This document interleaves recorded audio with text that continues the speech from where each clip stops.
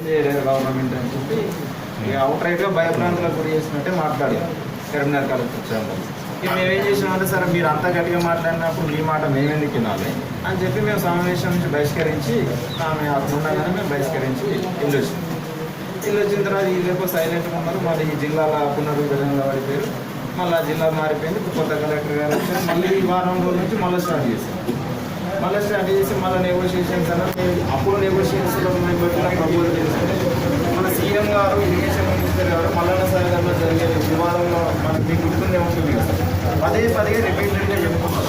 మీకు 2013 చట్టం ప్రకారం వెళ్తే 3 రేట్లే వస్తుంది. అదే 123 జీవో ప్రకారం వెళ్తే 10 నుంచి 12 రేట్లు కట్టిస్తున్నాం. 123 జీవో ప్రకారమే రైతులకు న్యాయం జరుగుతుంది. 2013 ప్రకారం అయితే నష్టం జరుగుతుంది. ప్రతిపక్షాలు కావాలని కుట్ర చేస్తున్నాయి, అడ్డుకుంటాయని చెప్పి రకరకాలుగా ఆయన నొక్కి వాక్యానికి చెప్పిండు పత్రికలలో. సీఎం గారు కూడా అదే చెప్తూ వస్తున్నారు. మనం 123 జీవో ప్రకారం రైతులకు సంతృప్తికరమైన నష్టపరిహారం ఇస్తున్నాం కాబట్టి ఖచ్చితంగా రైతులకు న్యాయం చేస్తారంటే మేము కలెక్టర్ ముందు అదే ప్రతిపాదన పెట్టినాం. మల్లన్న సాగర్లో 50,000 నుంచి 60,000 ఉంది సార్ మార్కెట్ రేట్. 50,000 నుంచి 60,000 ఉన్న కాడ 6 లక్షల నుంచి 7 లక్షల రూపాయలు కట్టించారు. Minimum 5.85 lakhs, maximum 7 lakhs. 5.85 నుంచి 7 లక్షల మధ్యలో ఆడ కట్టించారు. అక్కడ 50,000 నుంచి 60,000 మాత్రమే రిజిస్ట్రేషన్ మార్కెట్ వాల్యూ. మాకు రిజిస్ట్రేషన్ మార్కెట్ వాల్యూ వచ్చేసి 2 లక్షల రూపాయలు సార్. మీకు 50,000 ఉన్న కాడ అదే 6 లక్షలు ఇస్తారు, 2 లక్షలు ఉన్న కాడ అదే 6 లక్షలు ఇస్తారు. ఇది ఎక్కడి న్యాయమని మేము ప్రశ్నిస్తే వాళ్ళ దగ్గర సమాధానం లేదు.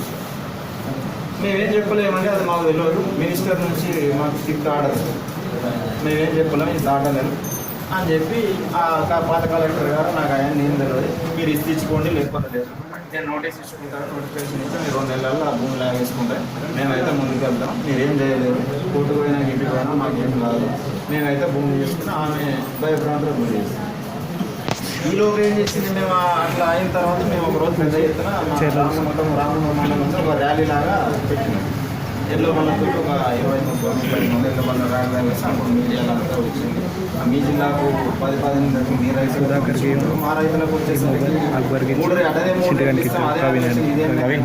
అందరికీ చేస్తాం. కొద్దిగా మీడియా దృష్టికి తీసుకెళ్ళాం. అప్పటి నుంచి ఏం చేశాడు హరీష్ రావు గారితో మొత్తం మాట్లాడడం మానేసింది. అక్కడి నుంచి మానేసి మాకు ఇప్పుడు ఇంటర్నల్గా తెలిసిన విషయం ఏంటంటే వీళ్ళందరికీ ఆర్టీఓకి కలెక్టర్కి అందరికీ మొత్తం ఇప్పుడు మేడిగడ్డ నుంచి మొదలు పెడితే ఇక్కడ వరకు అందరికీ భూసేకరణ ఎక్కడెక్కడ ఎవ్వరికి కూడా 7 లక్షల కన్నా ఎక్కువ దాటకండి అని చెప్పి అందరికి స్ట్రిక్ట్ ఆర్డర్స్ ఇచ్చేసి